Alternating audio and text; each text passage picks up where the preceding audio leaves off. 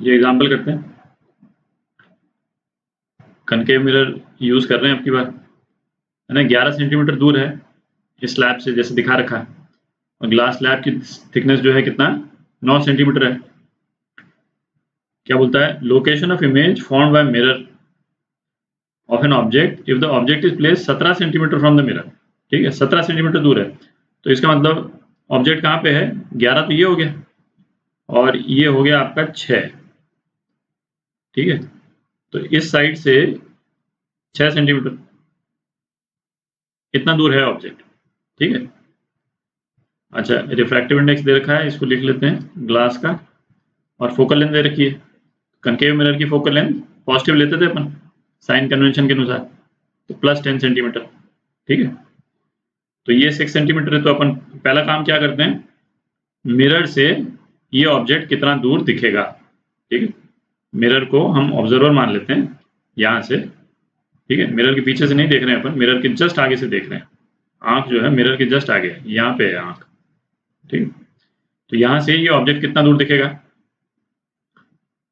तो distance d as seen by mirror, ये कितना हो गया, इसको मैं d1 लिखता हूँ और इसको d2 कर देते हैं।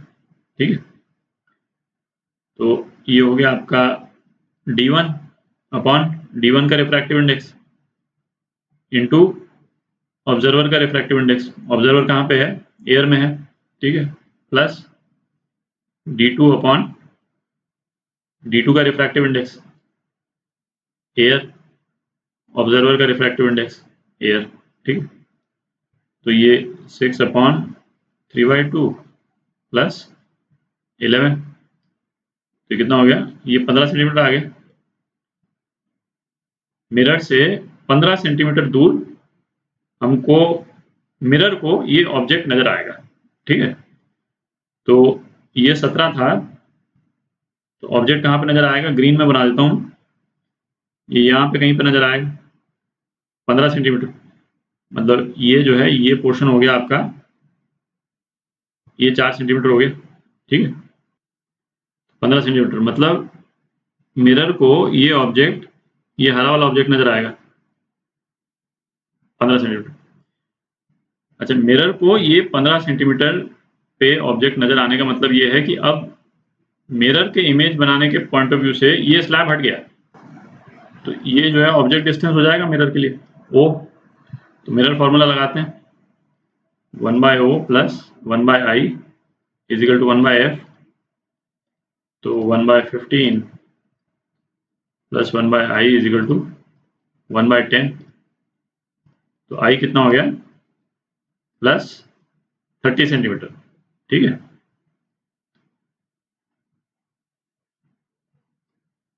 इसका क्या मतलब निकला कि यदि ये स्लैब नहीं होता, यदि ये स्लैब नहीं होता तो इमेज कहाँ बनती, मिरर से 30 सेंटीमीटर दूर बनती, तो 20 सेंटीमीटर तो ये हो गया, और 10 सेंटीमीटर और यहाँ पे कहीं पे इमेज बनती। यदि ये स्लैब नहीं होता तो, यदि ये स्लैब नहीं होता तो ये मिरर से ये डायरेक्ट रेज इस टाइप से आकर के इस पे कन्वर्ट करती, और यहाँ पे जो है वो इमेज बन जाती। पर अब क्या है, ये लौटते टाइम भी इमेज भी अब यहाँ बनेगी नहीं, स्लैब के कारण इमेज अब कहीं और बनेगी। अच्छा, अब ये जो सिचुएशन है इस क्वेश्चन में, अपन एग्जैक्टली इसी तरह का एक क्वेश्चन पहले कर चुके हैं, है ना, एग्जाम्पल के रूप में एक क्वेश्चन कर चुके हैं। तो उसमें हमने क्या देखा था कि यदि किसी स्लैब के थ्रू कोई रेज कन्वर्ज कर रही, ठीक है, जैसे यहाँ पे कर रही है ना, ये कन्वर्ज कर रही, और जो दूसरी रे जो है वो यहाँ से आ जाएगी बेसिकली, आप देख रहे हैं, है ना। पर ये तो वो रे है जो यहाँ से रवाना हुई, स्लैब नहीं होता तो यहाँ कन्वर्ज करती, अभी कहीं और कन्वर्ज करेगी, और वो कहीं और कहाँ है वो हमको पता करना है। तो हम क्या करते थे ऐसे केस में, हम क्वेश्चन को रिफ्रेम करते थे। क्वेश्चन को रिफ्रेम करके क्या बोलते थे कि ऑब्जेक्ट कहाँ पे हो, यहाँ पे सपोज, है ना, यहाँ की ऑब्जेक्ट जो है वो कहाँ पे हो, ताकि उसमें से निकली हुई रे जो यहाँ यदि पहुंचे तो हमको ऑब्जेक्ट की इमेज ये नजर आए, ठीक है। अब जैसे रेज का यहां पे कन्वर्ज नहीं हो करके इस स्लैब के कारण इस येलो वाले पॉइंट पे कन्वर्ज करना, इसका इक्विवेलेंट आर्गुमेंट क्या है? इसका इक्विवेलेंट आर्गुमेंट है कि यदि वो इस वाले ये येलो वाला जो पॉइंट है इस पे यदि ऑब्जेक्ट होता तो इस ऑब्जेक्ट को यहां से देखने पर, मिरर से देखने पर, इस पॉइंट पे नहीं दिख करके इस पॉइंट पे दिखना स्लैब के कारण। भाई यदि स्लैब नहीं होता तो ये ऑब्जेक्ट तो बिल्कुल सीधा ही नजर आता, रेस सीधी चली जाती, बट स्लैब के कारण यहां पे नजर आएगा। तो ये दोनों आर्गुमेंट इक्विवेलेंट क्यों हैं? क्योंकि बेसिकली इसमें हमने रेस को रिवर्स कर दिया। जो पहला वाला जो केस था जहां पे ये रे यहां कन्वर्ज कर रही है, इसमें मैं रेस को यदि रिवर्स कर दूं तो एग्जैक्टली वो दूसरा वाला आर्गुमेंट हो जाएगा, है ना। आप थोड़ा सा इसको विजुलाइज करके देखें, सेम चीज है। बिल्कुल जैसे जैसे जैसे भाई हम मिरर के केस में, है ना, रेज रिवर्सिबल होती है तो अपन देख ही चुके हैं, वैसे के वैसे ट्रेस करती है। ये फोकस है और ये सेंटर ऑफ कर्वेचर है। यहाँ यदि ऑब्जेक्ट है तो इमेज कहाँ बनती थी? यहाँ बनती थी, ठीक है। अपन ने इसको ऑब्जेक्ट ले लिया, इसको इमेज ले ली।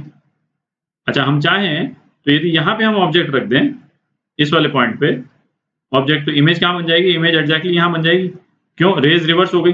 पहले वाले केस में क्या है, रेज जो है वो इस तरह से जा रही थी और ऐसे लौट रही थी, और दूसरे वाले केस में जब यहाँ पे हम ऑब्जेक्ट रख देंगे तो रे क्या जाएगी? एग्जैक्टली इस डायरेक्शन में ऊपर चली जाएगी और इस डायरेक्शन में ऐसे चली जाएगी। दिख रहा है? तो सेम आर्ग्यूमेंट है।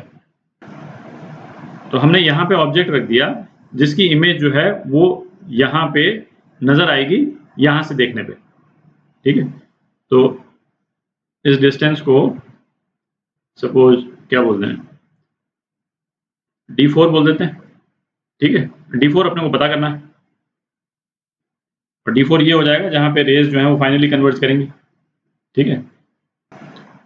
और रेज एक्चुअल में कन्वर्ज कहाँ कर रही है? यहाँ पे कन्वर्ज कर रही है, ठीक है। और ये डिस्टेंस कितना आया अपना? 30 सेंटीमीटर आया, ठीक है। तो 30 सेंटीमीटर कितना हो गया? अपन यहाँ से देख रहे हैं बेसिकली 30 सेंटीमीटर कितना हो गया? d4 upon refractive index of d4 mu A into observer का रिफ्रैक्टिव इंडेक्स प्लस ये 9 सेंटीमीटर अपॉन रिफ्रैक्टिव इंडेक्स इस 9 सेंटीमीटर का इंटू म्यू ए प्लस ये 11 सेंटीमीटर अपॉन म्यू ए, है ना, इस वाले पोर्शन का refractive index into mu a observer का रिफ्रैक्टिव इंडेक्स। तो ये कितना हो गया? तो ये हो गया 30 is equal to d4 plus 6 plus 11। तो d4 कितना हो गया? 13 सेंटीमीटर हो गया, ठीक है।